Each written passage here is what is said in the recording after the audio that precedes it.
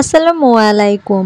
গতকালকে নিলয় আলমগীরের একটা নাটক দেখলাম এবং সাথে হিমি আপু ছিল জুটি। তো নাটকটা দেখে আমি কিন্তু চরম একটা শিক্ষা পাইছি। আসলে এই নাটকটা ফানি মনে হলেও এইটার ভিতর থেকে আমাদের কিন্তু চরম একটা শিক্ষা দেওয়া হয়েছে। আপনারা কে কে নাটকটা দেখছেন জানাবেন। নাটকের নাম হচ্ছে শ্বশুরবাড়ি জিন্দাবাদ।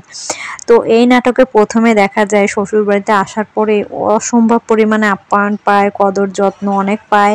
তো তারপর হচ্ছে সে বাবার বাড়িতে ফিরে যায়, হচ্ছে নিলয় আলমগীর তার বাবার সাথে খুবই খারাপ ব্যবহার করে, বাবা মায়ের সাথে করে, যে বলে যে তুমি কি করছো আমাদের জন্য, আমি শ্বশুরবাড়িতে এত এত আপ্যায়ন পাচ্ছি, এখন থেকে শ্বশুরবাড়িতেই থাকবো। তো বউকে নিয়ে শ্বশুরবাড়ি আসে এবং কিছুদিন শ্বশুরবাড়ি থাকার পরে কিন্তু অনীহা চলে আসে শ্বশুর শাশুড়ির এবং শালিরও।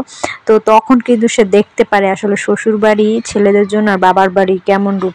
আসলে বাবা মায়েরা আমাদের যেমনই করুক না, যেমনই রাখুক না কেন, সেটা আমাদের সবচেয়ে ভালোবাসার জায়গা। তাই যে কোনো মানে একটা অতিরিক্ত কোনো কিছু পেয়ে গেলে আমরা যে বাবা মার প্রতি খারাপ ব্যবহার করি বা বাবা মার প্রতি মনে করি যে তারা আমাদের জন্য কি করছে, তারা আমাদের জন্য ঠিক না, ঠিক আছে, যে আমাদেরকে একটু ভালোবাসা দিচ্ছে সেই আমাদের জীবনের সব কিছু, এইটা হচ্ছে আমাদের ভুল ধারণা।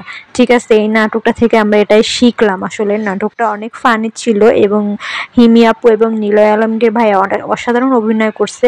তবে এটার ভিতর থেকে আমাদেরকে অনেক বেশি শিক্ষা দিছে। যদি কেউ নাটকটা দেখে থাকেন তাহলে অবশ্যই কমেন্ট করে জানাবেন নাটকটা কেমন লাগছে এবং এই নাটকটা থেকে আপনি কি শিক্ষা পেলেন। ঠিক আছে, অনেক সময় হয় কি যে আমরা একটা জিনিস দেখেই এটাকে মানে উড়িয়ে দিই, হেসে উড়িয়ে দিই। আসলে কিন্তু বাস্তবতা হচ্ছে যে কোনো একটা বাস্তব ঘটনা, বাস্তবতা নিয়েই হচ্ছে তারা কিন্তু নাটক বলেন, ছবি বলেন বা যে কোনো কিছু এটাকে হচ্ছে তৈরি করে।